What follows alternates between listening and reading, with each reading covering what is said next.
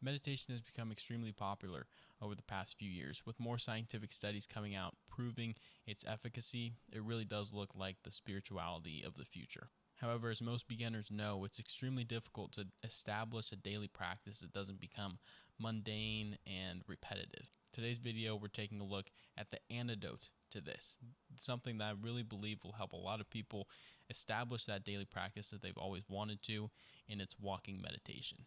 So if you'd like to skip directly to the step-by-step guide for how to do walking meditation, I will put a timestamp right here for you, and you can just skip the rest of the video. But for now, I want to talk about the two most difficult things about meditation and why walking meditation helps us get over those humps. I want to give a special thanks to John Yates in his book, The Mind Illuminated, as it's really laid a firm foundation for my understanding of meditation along with the science behind it. For a beginner meditator, there are two things that are extremely important to focus on in your first couple months. Number one is establishing a daily practice. So progress in meditation can happen pretty quickly, but getting those long-term benefits of meditation require daily dedication to your practice.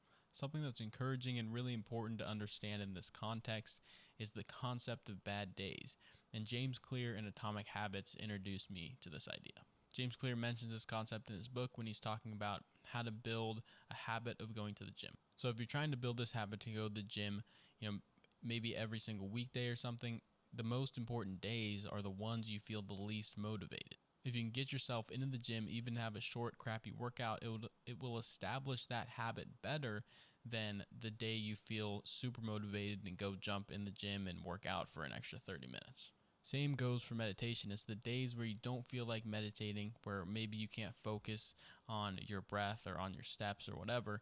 Those are the days that are the most important because you have to overcome your lack of willpower. And that's so important and so good for building that habit. So the second thing that's really important for a beginning meditator is developing conscious awareness, not to be confused with attention or focus.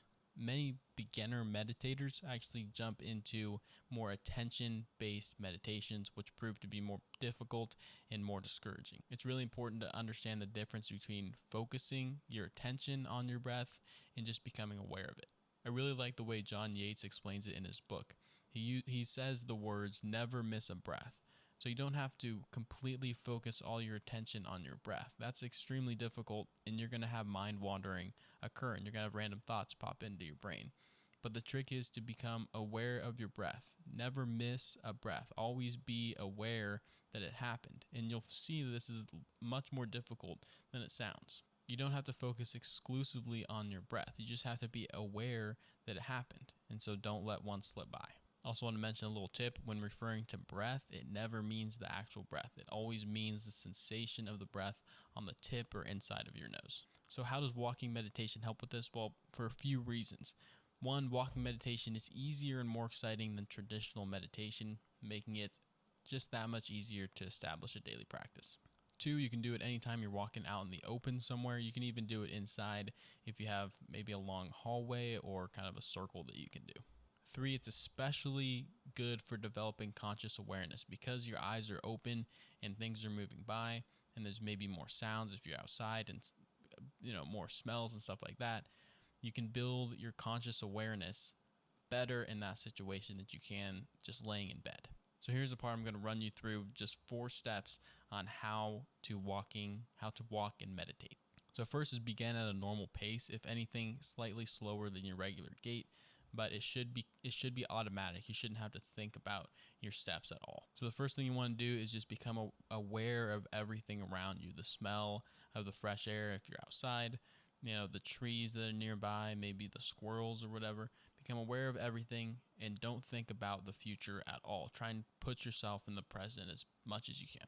Number 3 is begin focusing on the meditation object, and that's not your breath this time. Instead of being your breath or the sensation of your breath, it's going to be the soles of your feet and the sensation of walking. You want to focus on one foot at a time, not both of them, and you'll see once you do it, it's pretty easy. And the same goes for your feet, as we were talking about your breath before. Never miss a breath, never miss a step. Always be conscious of that feeling of stepping and try and keep yourself in that present moment. And at the same time, be aware of everything that's happening around you. And that's all you got to do. It's that simple. I've been really interested in mental health recently, and meditation seems to be a very common avenue for achieving good mental health. There are many ways to achieve this goal, and I'm going to be going through them over these next couple months. So if that sounds like something interesting to you, I'd highly recommend subscribing. Thanks for watching this video. I hope you find this helpful for daily meditation and developing that routine.